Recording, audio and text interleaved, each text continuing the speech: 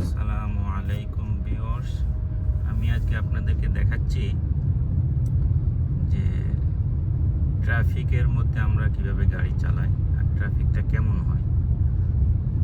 দেখেন, back to back traffic.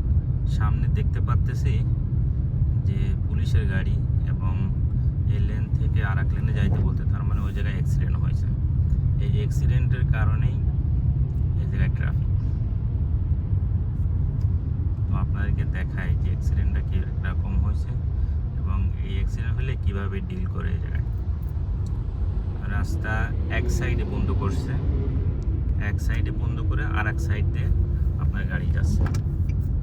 দেখেন, ওই সামনে পুলিশের গাড়ি,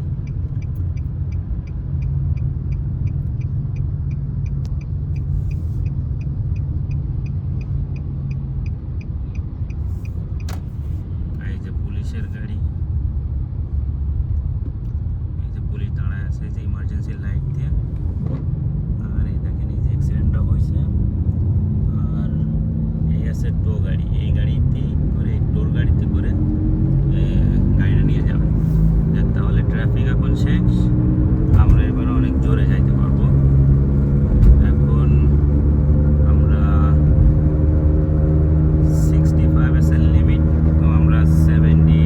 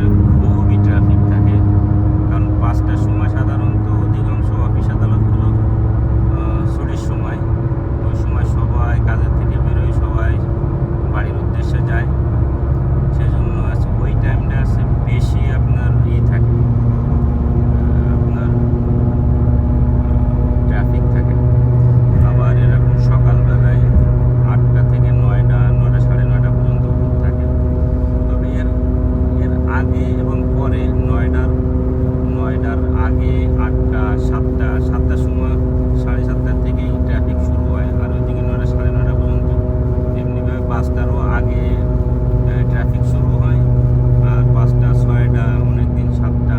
এটা হচ্ছে ডিপেন্ড করে, এক একদিন এক রকম। আবারই দেখা যাচ্ছে যদি কখনো রোডে যদি কোনো অ্যাক্সিডেন্ট হয়, তখন ওই অ্যাক্সিডেন্টের কারণেও অনেক সময় লেট হয়। বৃষ্টি তো আবারই শুরু হলো। তো আজকে এ পর্যন্তই, আপনাদের সাথে দেখা হবে পরে।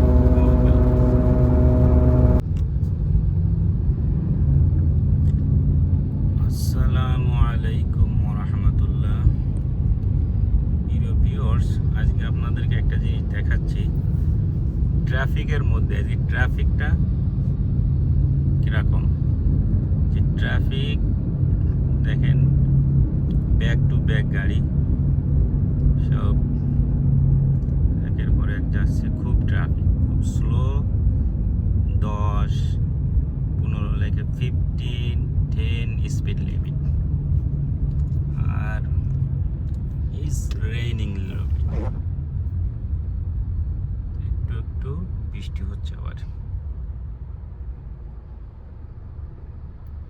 এই যে সাইডে আর একটা লেন,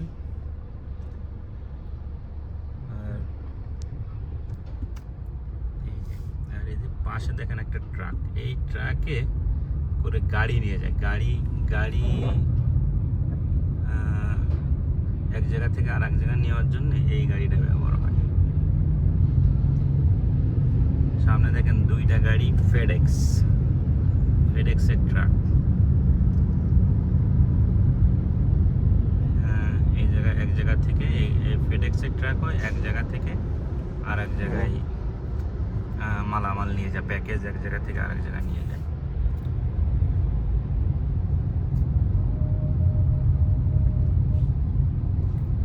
খুব স্লো যাচ্ছি। স্পিড লিমিট হচ্ছে 10 মাইল পার আওয়ার।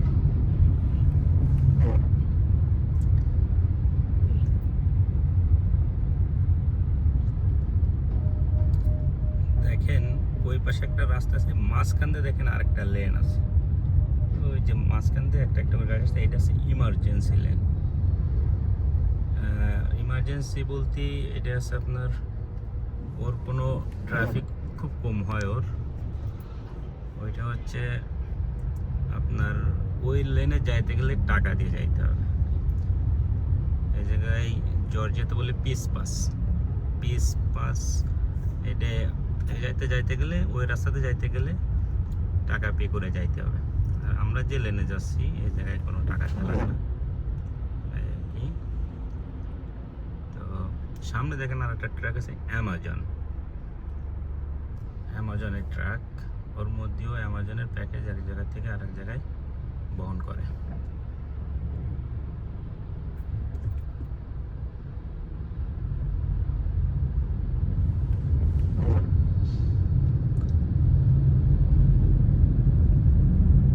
একটু একটু করে মুভ হচ্ছে।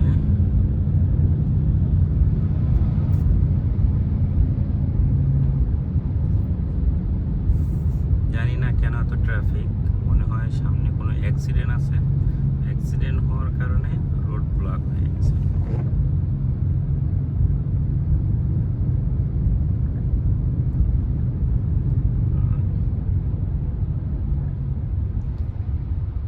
আমার বাসা এখান থেকে এখানেও প্রায় 25 মাইল ফার ফ্রম হিয়ার।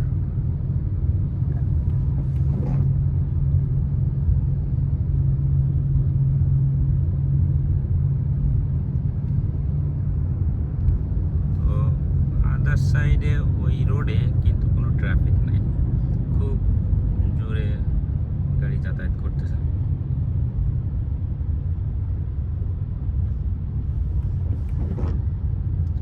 জানি না, বাসায় যাইতে হয়তো 1 ঘন্টা লেগে যাবে আমার, বা 1 ঘন্টার বেশিও লাগতে পারে যেভাবে যাচ্ছি। কারণ আমার বাসা এখান থেকে এখনো 25 মাইল হবে, 25 মাইল। তো তো 25 মাইল যেভাবে যাচ্ছি তা 1 ঘন্টার বেশি লেগে যাবে। আমি জানি না সামনে ট্রাফিক কত দূর, ট্রাফিকের উপরে নির্ভর করবে। বা আমি যে লেনে যাচ্ছি এই লেনের গাড়িটা একটু ফাস্ট যাচ্ছে, মোটামুটি সব লেনেই যাচ্ছে।